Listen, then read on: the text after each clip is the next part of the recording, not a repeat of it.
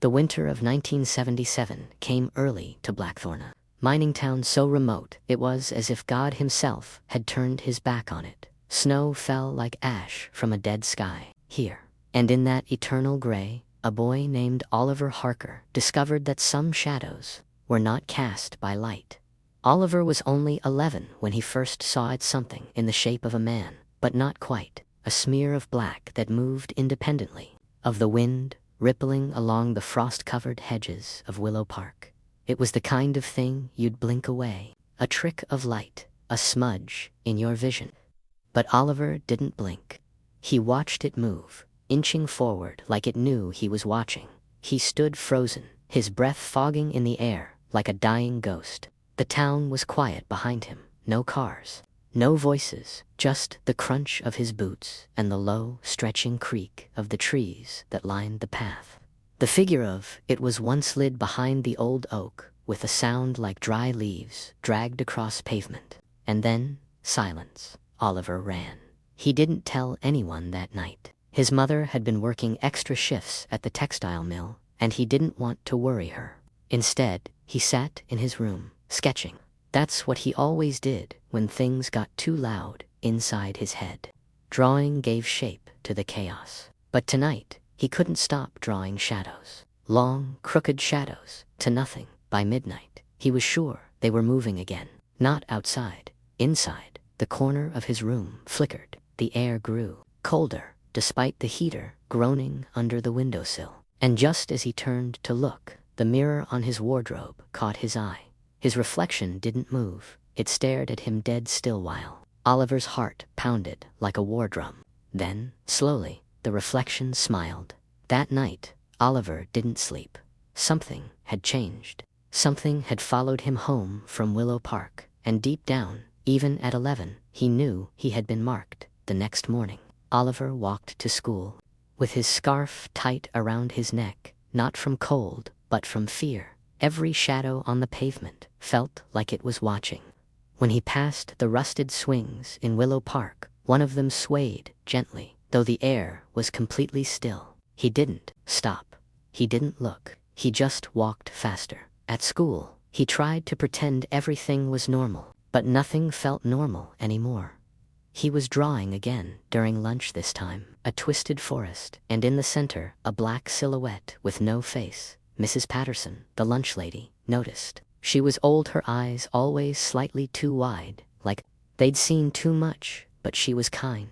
She leaned over the lunch counter and whispered, "That thing you're drawing. You saw it, didn't you?" Oliver froze. His pencil dropped. "You need to be careful," she continued. "Once they notice you, they don't forget." He stared at her. "You mean the shadow?" She looked away quickly, scanning the cafeteria, as if someone might be listening.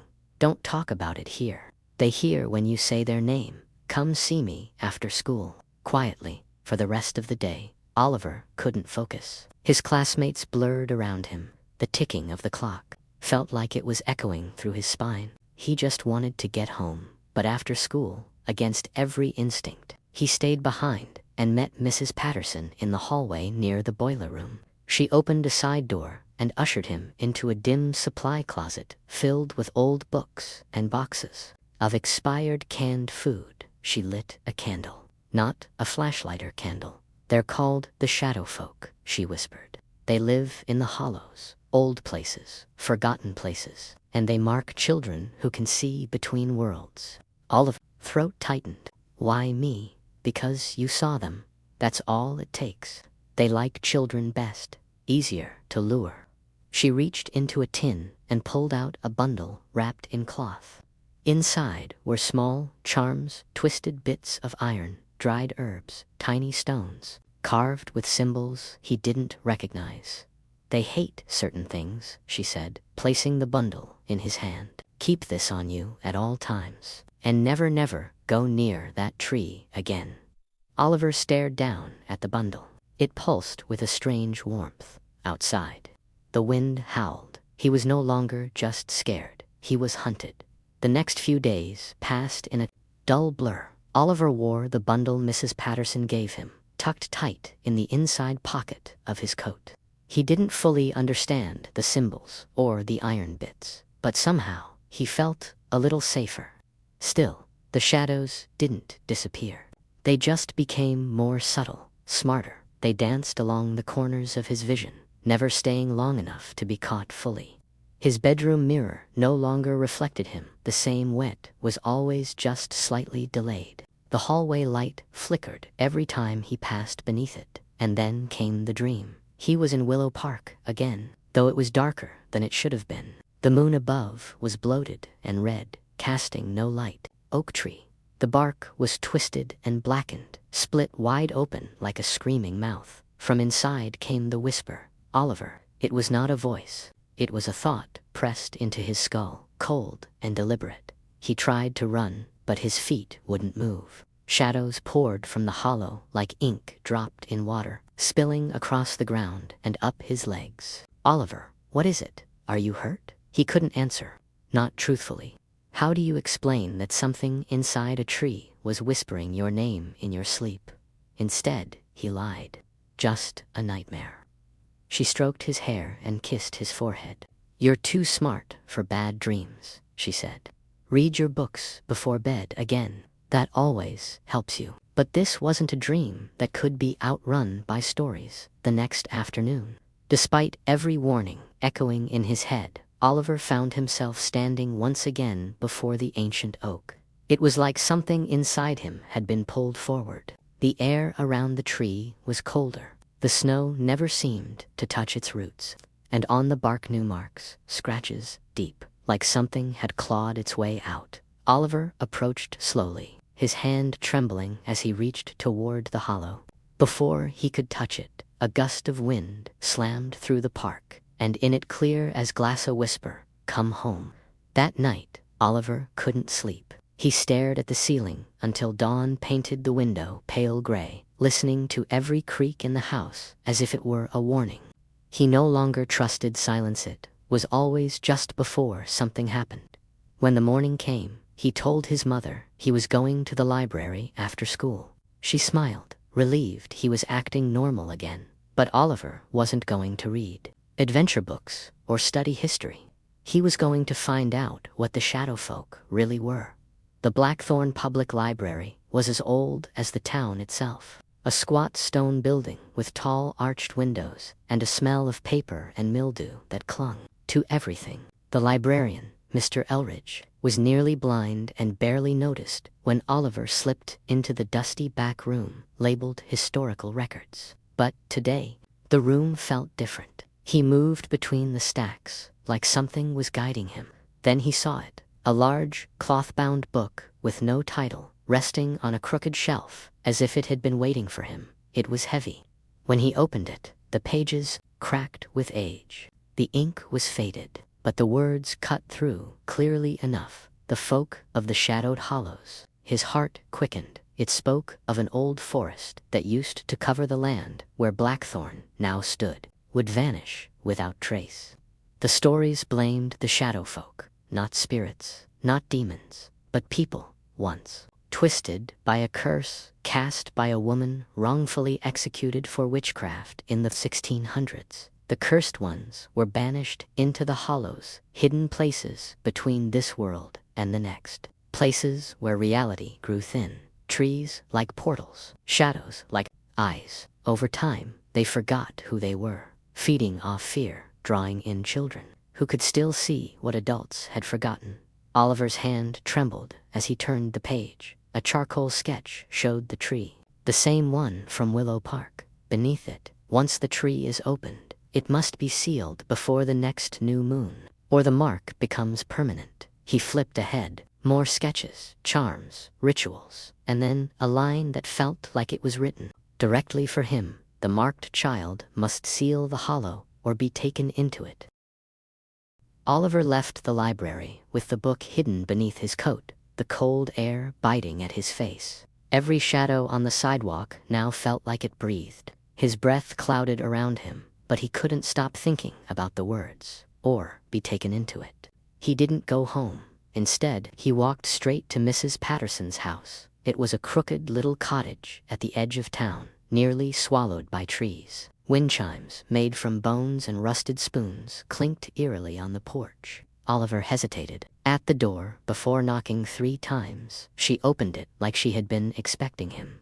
"You read the book," she said softly. He nodded. She stepped aside, and he entered. The air inside smelled of herbs and smoke. The living room was cluttered with dried flowers hanging from the ceiling, shelves lined with jars, and a fireplace glowing weakly in the corner. "You weren't supposed to find that book," she muttered, guiding him to a chair. "But maybe it's good that you did." "Is it real?" Oliver asked. "All of it." Mrs. Patterson sat across from him, her face grave. "Yes, it's all real. I know because I was marked too. A long time ago." Oliver's eyes widened. "I was 9. The shadows came for my brother. He didn't make it, but I survived. Someone helped me, gave me the charms, taught me how to fight back. And now, it's my turn to help you."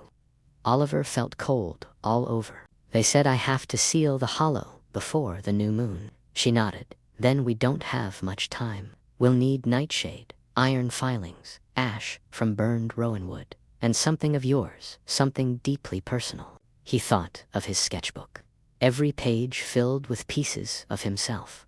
"We'll do the ritual in Willow Park, at the tree," she continued. "We must seal it before they cross over fully." Oliver swallowed hard. "And if we fail?" Mrs. Patterson's eyes darkened. "Then you'll be pulled into the hollow. And once you're in, there's no coming back." A long silence passed between them, broken only by the fire's soft crackle. "Rest now," she said. "You'll need your strength. Tomorrow night, we face them." Outside, the wind picked up, carrying with it a whisper that slid through the cracks in the walls. "We see you." The next day passed like the ticking of a bomb. Oliver couldn't concentrate in school. The voices of his teachers became muffled, distant as if they were speaking through a wall of water. His classmates laughed, scribbled notes, passed paper, airplanes. But Oliver sat still, staring at the second hand of the classroom clock, knowing that with every tick, the shadows crept closer. That afternoon, he returned to Mrs. Patterson's cottage. She had already prepared most of the materials: crushed rowan ash in a glass jar, iron shavings wrapped in cloth, and dark herbs bundled with twine. On the table sat a bowl of salt and a long, narrow candle made of black wax. Oliver held out his sketchbook without speaking. She took it gently, flipping through the pages of his monsters, forests, and shapes made of darkness. "This will do," she whispered. "These drawings, they carry your fear, your soul." She tore out a rough sketch of the hollow tree and folded it carefully.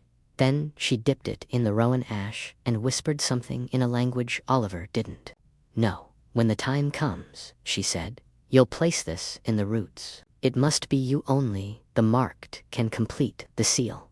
"What happens if I get scared?" he asked, his voice trembling. "You will get scared," she said. "They will lie to you. They'll sound like people you love. They'll promise anything to stop you, but you must ignore them. If you speak to them, it gives them power." He nodded, even though his chest felt like it was full of ice. As twilight bled across the sky, she handed him the final charm, small ring carved from bone, strung on a black thread.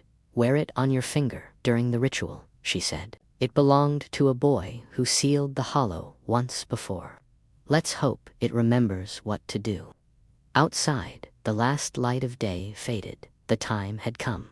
Mrs. Patterson packed everything into a canvas bag. They layered on coats and scarves, and as they stepped outside, Oliver noticed something horrifying. The wind had stopped. No movement, no sound, not even the crunch of snow beneath their boots. Just stillness. And in that stillness, he heard it again. His name, not whispered, not distant. This time, it came from behind him. Oliver. The walk to Willow Park felt like moving through a dead world. No wind, no rustling trees, no distant dogs barking or cars passing by. The snow no longer crunched underfoot, only muffled them, as though the earth itself didn't want to remember their steps. Oliver held Mrs. Patterson's hand tightly. She led the way, with a lantern dimmed by blackened glass, casting strange, crooked shadows that twisted behind them. The town had vanished into fog, and the park appeared like a wound in the whiteness dark, jagged, waiting. The tree loomed ahead, tall and wide, like a gate no one should ever open. Its bark looked burned, scarred by time and claw. The hollow yawned open, wider than before, and from it came the smell of something old wet earth, rusted metal, and decay. "They know we're here," Mrs. Patterson whispered. She poured a circle of salt around the base of the tree, muttering in that same guttural, broken language. Oliver stood just inside the circle, the folded sketch page clenched in his trembling hand. Then the whispers began. From the trees, from the hollow, from the air itself. "Oliver, come in. We missed you." He froze. The voice was his father's. But his father had died when Oliver was 3. Mrs. Patterson's eyes snapped open. "Don't answer. Don't speak. Do not believe them." The shadows began to crawl from the tree like spilled oil-thick, writhing shapes that moved without form. Faces appeared and vanished, in them his father's smile, his mother's voice, his own reflection. One shape slithered near the edge of the salt circle, stretching long, thin arms toward Oliver. "We can make it stop," it whispered. "No more fear, no more pain, just take our hand."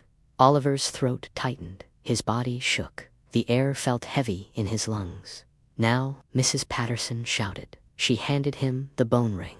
Oliver slipped it onto his finger. It fit perfectly and stepped toward the tree. The shadows recoiled slightly, hissing. He knelt, pressed the sketch page into the roots, and whispered the words Mrs. Patterson had taught him. "I return what was taken. I seal what was opened. Let this place forget me." The ground trembled. Shadows shrieked, and from deep within the hollow, something began to stir. The sketch page hissed as it sank into the roots, as though the tree itself was alive and resisting. Oliver kept his hand there, whispering the final line again and again. "Let this place forget me." The ground shivered violently, cracking beneath his knees. The air grew thick with smoke that wasn't smoke. Shadows poured from the hollow like boiling ink, convulsing and screaming in voices that didn't sound human anymore. Mrs. Patterson threw herbs and iron filings into the circle. The firelight around them pulsed. "Don't break the line," she cried. "Whatever happens, stay inside the salt." But the shadows had changed. They weren't just whispers now. They had grown teeth. One lunged forward, its shape swirling, into a long-limbed figure, almost human but faceless. Its mouth stretched in an open, soundless scream. It slammed against the invisible barrier of the salt ring, sending sparks of black light bursting into the air. Oliver stumbled backward, falling to the frozen ground. The ring around him began to flicker. The creature laughed. "You're afraid. You're already one of us."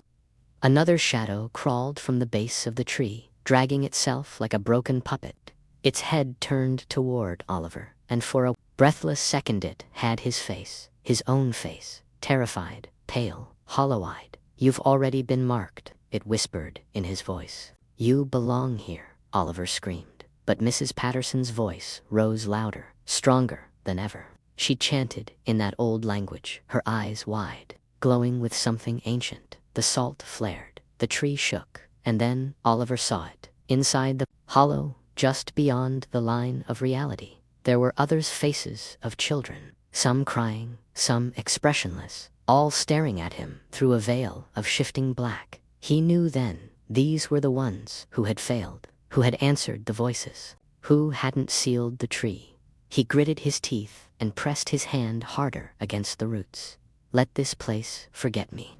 With a sound like splitting stone, the hollow caved inward. The shadows screamed, not just in rage, but in pain. If the world was tearing them apart, a blast of cold light shot upward through the branches, and suddenly everything went still.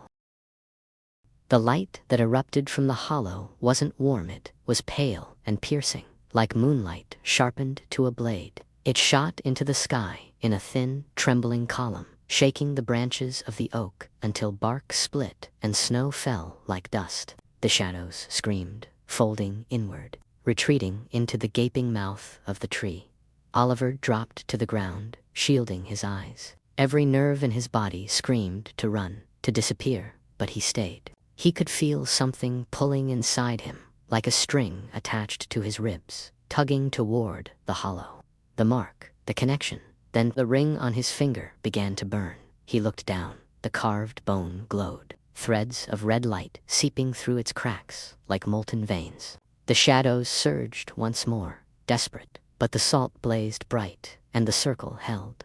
Mrs. Patterson's voice rose higher, louder, nearly breaking under the weight of the words. I bind the door, I seal the mark. I return the lost and lock the dark. Oliver felt the pull snap. The string was gone. He wasn't theirs anymore. With a final howl, part wind, part voice, part memory, the shadows collapsed back into the tree. The hollow closed in on itself with a wet, cracking sound, like something terrible being buried alive.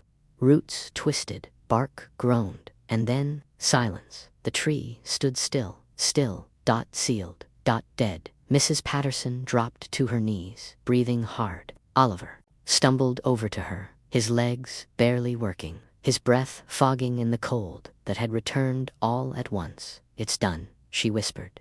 You did it. Oliver looked around. The clearing had changed. No more movement in the corners. No whispers. No hidden eyes in the dark. Just the wind returning, slow and natural, brushing the trees with a sound like distant applause. They stayed there for a long time, watching the tree as the last of the salt circle faded into the snow. Saw them, Oliver finally said. The other kids, in the hollow. Mrs. Patterson looked down. Some get pulled so far in, they forget how to come back. But you remembered. Oliver stared at the tree. Will they try again? She nodded. Today, but someday. The walk back to town felt like waking from a nightmare that had bled too far into the day. Oliver's legs ached. His hands were numb. But the quiet trio quiet was back. No voices in the wind. No movement in his peripheral vision. Just the soft crunch of snow underfoot and the sighing of branches as the night slowly released its breath. Mrs. Patterson didn't speak much. She kept glancing over her shoulder, not out of fear, but with the caution of someone who had lived long enough to know that evil doesn't die, only sleeps. As they neared Oliver's house, the streetlights buzzed gently. One flickered, flinched, then it stayed on. The world was returning. He turned to Mrs. Patterson at his front steps. Thank you, he whispered. She placed a hand on his shoulder. Keep the charm, keep the ring, and keep drawing. Why? She smiled faintly. Because stories have power. That's why they hate children.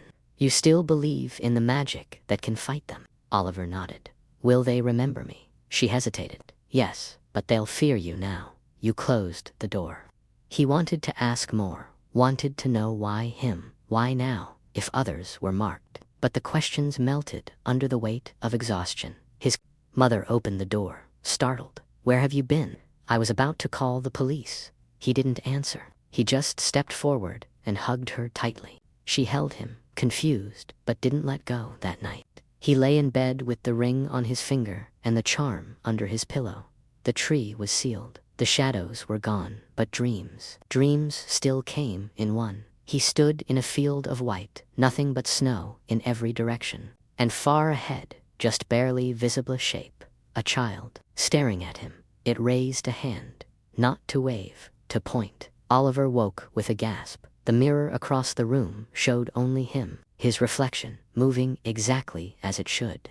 Still, he sat up and turned it to face the wall. He wasn't afraid anymore, but he wasn't foolish either. Because some doors, once seen, never really disappear, and some shadows never truly forget. Time passed. The winter of 1977 gave way to a pale spring, then a heavy summer, and finally autumn's rusted colors returned to Blackthorn. The town, as always, forgot. That's what small places do. They bury their strange stories under the weight of routine. People returned to their ordinary lives. But for Oliver Harker, nothing was ordinary anymore. He never walked through Willow Park again, even as the grass grew back and children played there once more. Oliver would cross the street or take the longer route home, not out of fear but out of respect. The oak still stood, quiet and whole, bark covering the wound like scar tissue.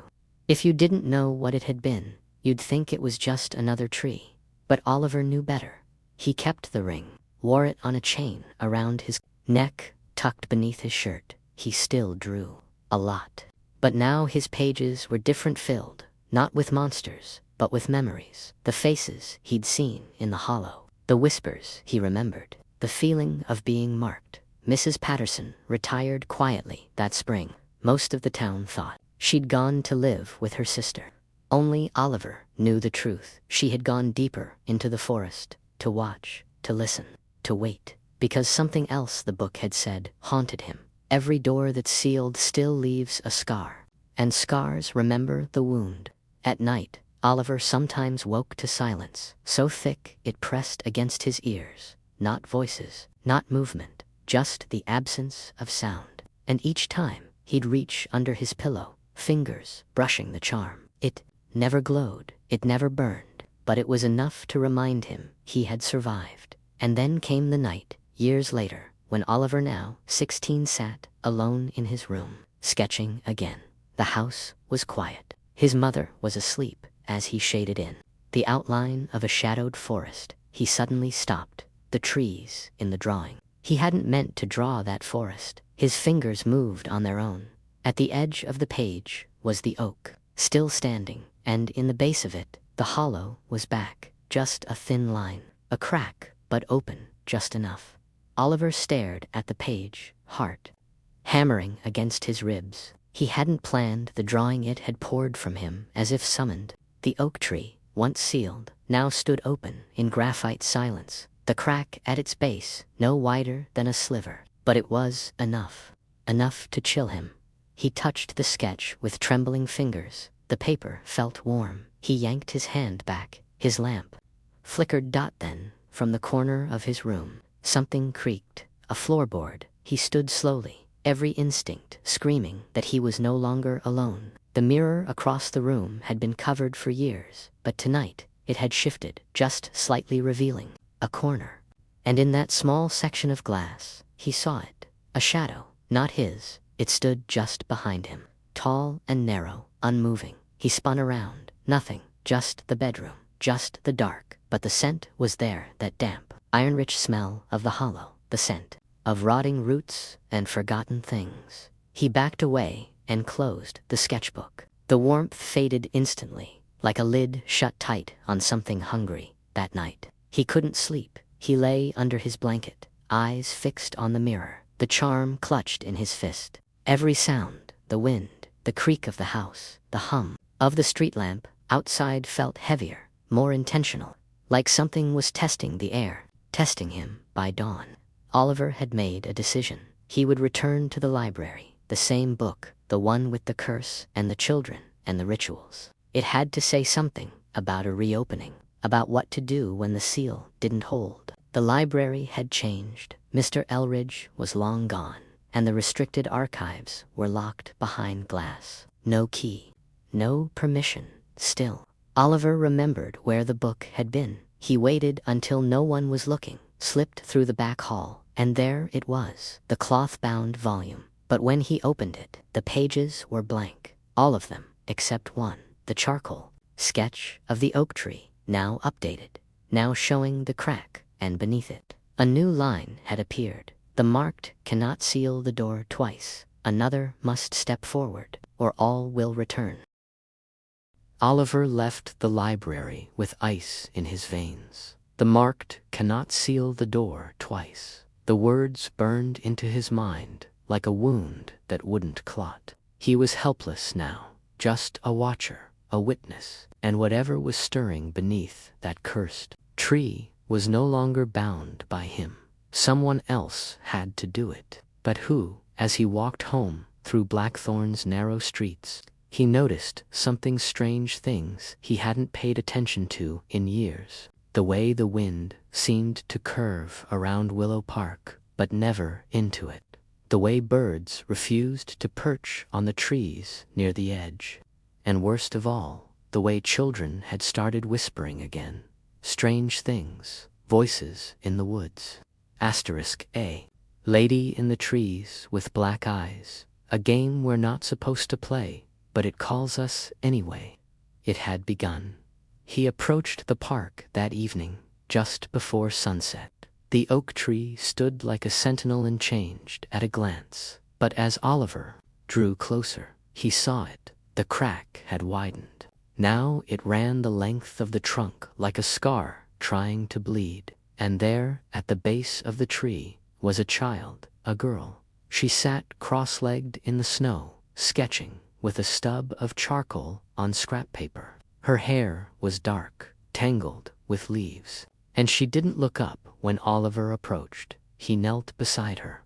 "What are you drawing?" he asked gently. She turned the page. The oak tree, cracked, open, alive, Oliver's blood ran cold. "What's your name?" he whispered. "Elsie," she said. He hesitated. "Elsie, have you seen anything strange lately? Heard anything?" She nodded. "They talked to me in my dreams. They said I could live with them forever. They promised me a place where it's always winter, and I never have to grow up."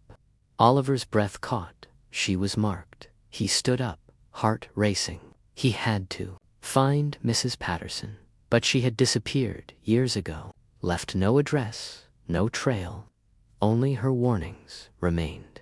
He looked down at Elsie again. She was staring into the hollow now, and smiling. Oliver stood frozen in the fading light, staring at Elsie. She hummed softly as she drew, completely unaware, perhaps unafraid of the presence pulsing beneath that tree. Her fingers were smudged with charcoal, her boots untied. She looked like a child lost in imagination.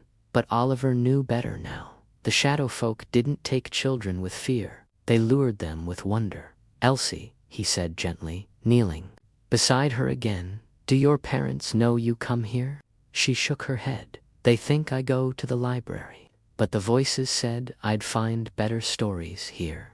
A chill ran through him. He watched as she drew not just the tree, but faces the same hollow-eyed children he had once seen within the shadow realm. Dozens of them, some grinning, some reaching outward. "Did the voices tell you what they are?" "They said they're lonely." She looked up at him, her eyes wide and innocent. "They said they used to be just like me." Oliver stood, panic gripping his chest. He needed help, someone who still believed, someone who could be taught, but who could step into this nightmare and not break.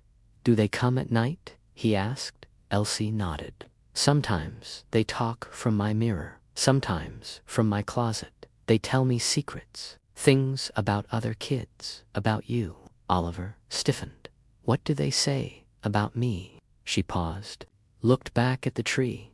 "They say you're the reason they're still trapped." A long silence. The sky had dimmed to a cold steel gray. The last light was dying. "Elsie," Oliver said carefully, "they're lying. They want to hurt you. They want to take you somewhere you can't come back from." She tilted her head. "They said you'd say that too." He took a step forward, reaching for her hand. "Please, you have to trust me." But her expression shifted just slightly. Not angry, not sad, empty, like something behind her eyes had changed. She stood slowly, letting the drawing fall to the snow, and from within the tree, a voice emerged, not whispered, not distant. "It begins again." The ground beneath their feet began to tremble. The earth quaked softly beneath Oliver's feet. Subtle, rhythmic pulses, like something deep underground, was waking up and testing its limbs. The snow around the oak tree rippled outward in perfect circles. Elsie stood still, her eyes reflecting none of the wonder she'd shown earlier. Whatever was speaking through her now, it wasn't a child. Oliver grabbed her arm. "We need to go now." She didn't move. Instead, she raised a hand and pointed. Her voice dropped an octave, heavy and slow. "They remember you, Oliver. They've been waiting, but not for you." The crack in the oak burst wider with a deafening snap, a jagged wound opening from root to trunk. From within spilled a wind that smelled of iron, rot. The lantern post nearby shattered with a sharp crack. The snow lifted off the ground, spiraling upward like ash, and the voices began again, whispers, overlapping, merging, becoming a chorus. "Open the gate, let us through. Join us." Oliver pulled Elsie harder. "Fight it." But her body was limp in his grip, eyes unblinking, staring into the void inside the tree. He reached for the charm around his neck, the same one Mrs. Patterson had given him all those years ago. It glowed faintly now, warm against his palm. He pressed it to Elsie's forehead. For a moment, just one fleeting second, her expression changed. She blinked. "Oliver," she whispered. He nodded, relief flooding him. "I'm here." Then her body convulsed. A scream tore from her lips, not hers but layered, broken, like 1,000 trapped voices escaping at once. Her legs gave out. He caught her from the tree. Something stepped forward, not a shadow, not quite. It had arms, legs, a vaguely human shape, but its body rippled with black, its eyes glowing with white fire, and from its back tattered remnants of children's clothing, as though it had absorbed every soul it had taken. Oliver backed away, holding Elsie close. The thing grinned. A door that seals must first split. Then the ground beneath the oak splintered, cracking open into a black pit, and the forest began to twist. The crack beneath the oak widened into a ragged chasm, swallowing snow, roots, and silence. A deep, sucking sound filled the air like the world was inhaling. The twisted figure stood at the edge, unmoving, its glowing eyes locked on Oliver. Its mouth curved in something too cruel to be a smile. Oliver tightened his grip on Elsie. Her eyes were closed now, her body heavy but warm. Whatever was inside her had been forced out for now. But he knew that wouldn't last. He looked down into the chasm. It wasn't just darkness, it was movement. Twisting shapes writhed below, their forms undefined but wriggling like worms in a wound. It wasn't just a pit, it was the other side, the hollow, and it was open. Oliver felt the charm pulse in his hand. Faint light still flickered through its cracks, but the warmth had begun to fade. He remembered the words from the book. Another must step forward. It had to be her, but she wasn't ready. He looked at the shadow figure again. It had stepped aside now, gesturing to the opening like a twisted gatekeeper. "You were warned," it said. "You sealed the scar, not the sickness. Now the door reopens, and she is ours." Oliver stood, lifting Elsie into his arms. "No," he said, "she's not." He stepped forward into the circle of snow before the tree. The wind died instantly. Everything fell deathly still. Then the shadow creature moved fast and silent, lunging straight at him. Oliver threw the charm.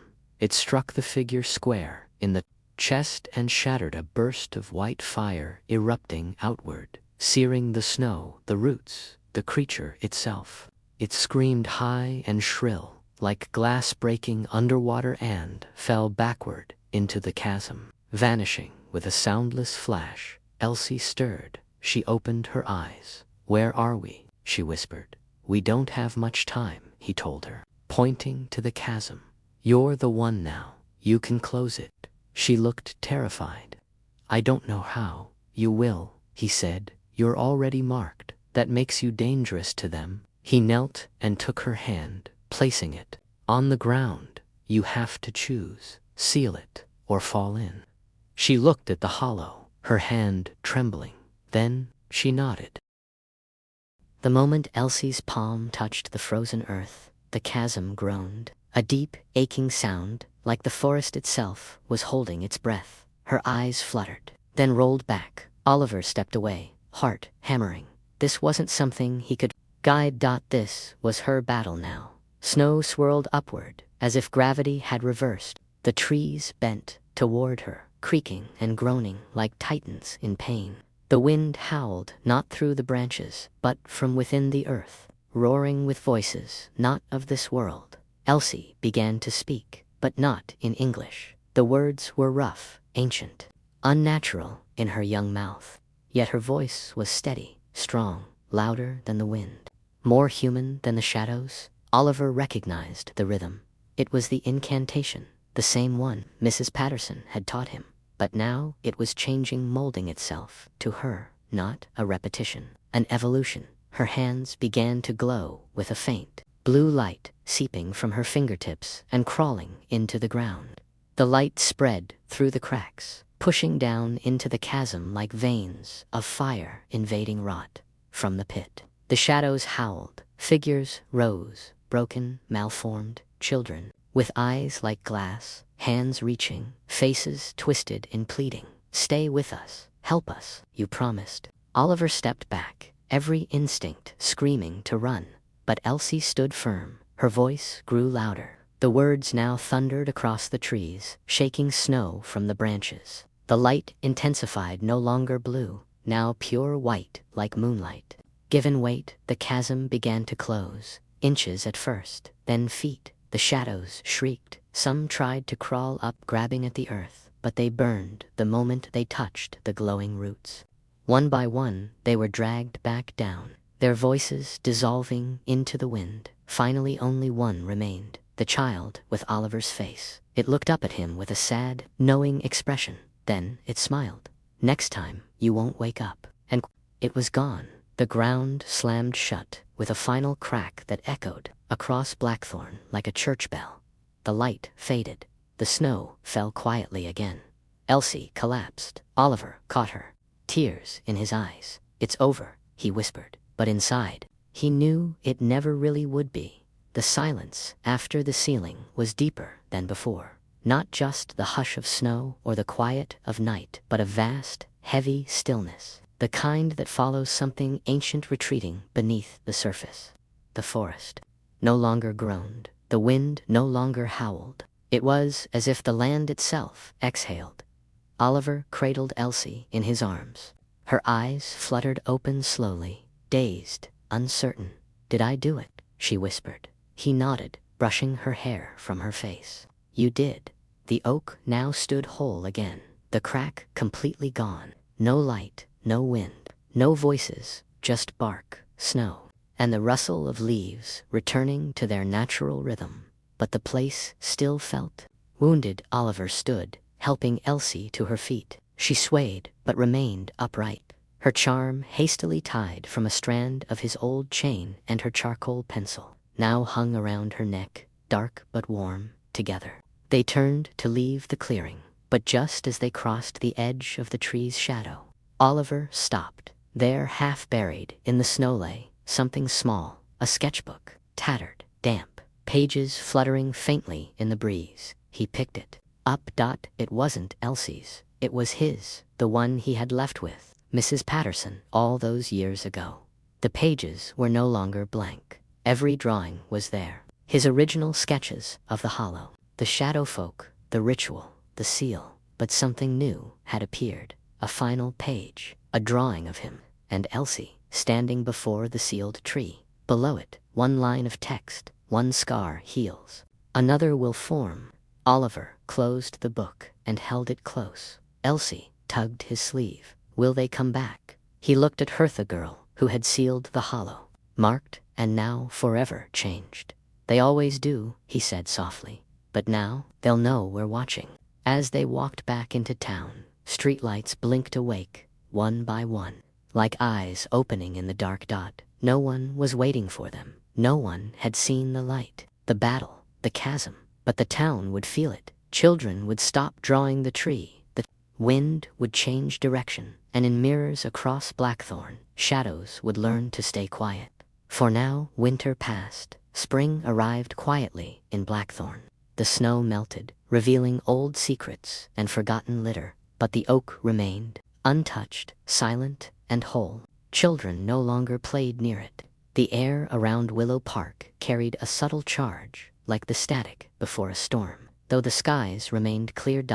Elsie returned to school. To most, she seemed unchanged, still quiet, still drawing strange. things in the margins of her notebooks. But Oliver saw it in her eyes, a weight, a knowing, not fear, but understanding.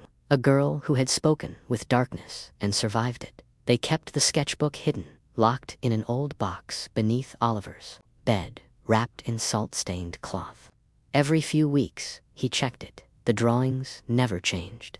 But sometimes, the ink seemed wet. One evening, while brushing his teeth, he noticed something in the mirror behind him, just a flicker of shape, watching from the doorway. He turned. Nothing. But when he looked back, the mirror showed something new, his own face, smiling dot. Except he wasn't smiling. He slammed the cabinet door shut and backed away. The charm still hung beside his bed. The ring stayed on his nightstand. He slipped it on and stood before the mirror again. Now it was just him, shaken. He picked up the sketchbook. The last page had changed. Not the drawing, but the text below it. The original line, "One scar heals," had been crossed out. Beneath it, fresh handwriting in a darker ink. "The mirror remembers." He stared at the words, no ink on his fingers, no pen nearby. His breath came slower now, steadier, so it had begun again, not through the tree, but through reflection. He sat at his desk, pulled out a fresh page, and began to draw, not to entertain, not for therapy, but to document, to remember, because if they were coming again, through glass instead of wood, someone needed to watch. Someone needed to prepare the next marked child outside. Thunder rolled far too early for spring. Oliver lit a candle. Elsie's drawing sat on the table. Beside him, it was of a mirror, cracked, and inside it his own face, smiling. The crack in the mirror deepened over the next week, not visibly, not something you could capture in a photograph, but Oliver felt it. Each morning, his reflection lingered just a moment too long, blinking half a second late, tilting its head when he hadn't moved. It didn't happen every time, just enough to plant doubt. Elsie began having dreams again. This time, they weren't in the woods. They were inside her room, inside the school, inside mirrors. They don't speak anymore. She whispered to Oliver one morning in the schoolyard, voice barely audible over the wind, "They just watch." Oliver knew that was worse. Watching meant learning, planning. One evening, he tested something. He stood in front of the bathroom mirror, holding a candle, instead of turning on the light. He stared, unblinking. 5 minutes passed, then 10. At the 13-minute mark, his reflection smiled, slow, deliberate. He didn't. The candle flickered violently. He raised the charm. The reflection froze and twisted, not distorted, reshaped. The mouth stretched too wide, the eyes darkened. Its skin turned sallow, like old wax. And then, it pressed its palm against the other side of the glass. A faint handprint bloomed across the surface. Inside the mirror, Oliver stumbled back, nearly dropping the charm. The candle snuffed itself out. Darkness. And then the voice came, faint, whisper-thin. "You sealed one gate, but we are many." He didn't sleep that night. Instead, he called Elsie and told her everything. The mirrors, the smile, the handprint. She was quiet for a long time. Then, in a voice that sounded far older than her years, she said, "It's not just trees and shadows. They moved. They're finding new ways in, and I think," she paused, "they're looking for someone who will let them out." Oliver felt the truth settle in his bones like cold. Not every marked child was meant to fight. Some were meant to open, and some already had. He looked at the mirror again. The crack hadn't changed, but the handprint remained fresh, wet, waiting. The mirrors in Blackthorn began to change. Not for everyone, just the marked. Elsie noticed it first at school, how the bathroom mirror rippled when she walked past. She whispered it to Oliver. Between classes, he'd seen it too. At night, the mirror in his room grew colder than the rest of the wall. Not just glass cold, dead cold, like a window into a place where heat didn't exist. Were no longer content with mimicry. Sometimes, Oliver caught them watching him from angles they shouldn't have. Like when he turned away, and in the corner of his eye, the reflection kept looking forward, unblinking. One evening, he ran an experiment. He covered every mirror in his house with sheets and tape. Every one except one, the hallway mirror. He sat across from it with a notebook in hand, sketching what he saw. After 15 minutes, nothing changed. 20 dot, still dot. But at the 23rd minute, the sheet over the bathroom mirror upstairs fluttered. There was no breeze. He stood, walked slowly upstairs. The hallway was silent at the bathroom door. He hesitated, then ripped the sheet away. The mirror was blank, not shattered, not cracked, blank. No reflection, just a surface, like fogged glass, that wouldn't clear. And then, something knocked from inside. .1, knock. .2, .3, pause. .4, he froze. It was a code. .3, pause. 4. It mirrored the rhythm of something he remembered. Folk reached out. They were recreating the ritual, but now, with glass. With reflection, with memory. He backed away, slowly, clutching the charm around his neck. But the charm was cold. He rushed to his notebook and flipped through the pages. Elsie had once drawn the crack in the oak tree. Now, on the latest page, without ever remembering drawing it, there was a sketch of the hallway mirror. Cracked. Wider. And below it, the next door opens, not in the woods. But in the mind, Oliver whispered. They're inside us now. The next few days unraveled quietly. No screams, no sirens, just silence, deeper than winter should allow. Elsie stopped coming to school. Oliver called, texted.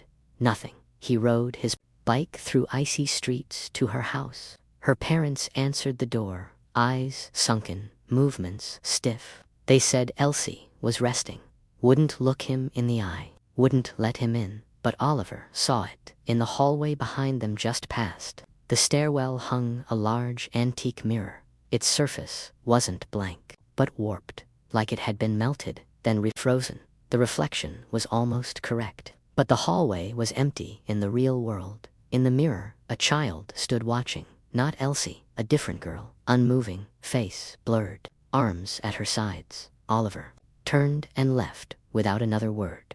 That night, he found a message scratched into the condensation on his bedroom window. We are learning your shape. He wiped it clean with shaking hands and checked every mirror again. All covered, except one.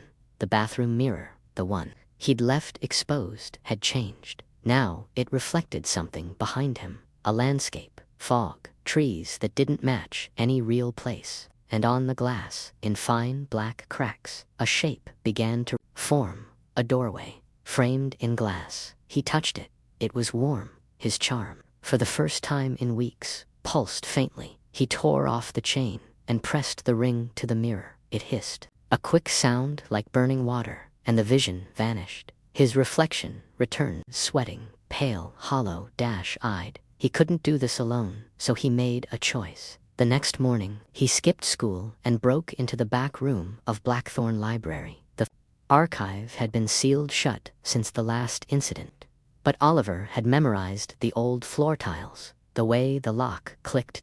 Inside. The books were quiet, undisturbed. He didn't look for text. This time, he looked for mirrors and found one old, dusty, leaning behind a file cabinet, oval-shaped. It had been turned to face the wall. Oliver rotated it slowly and stopped. Therein, the reflection, stood Mrs. Patterson, aged, shadowed, but unmistakable.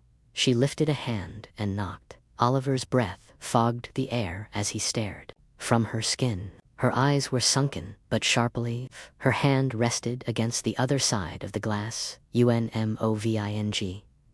Then her lips parted. No voice came. Recognized instantly. 3, pause, 4. He leaned closer. Mrs. Patterson. It's happening again, but it's different. It's not the woods anymore. It's the mirror. Vibrated.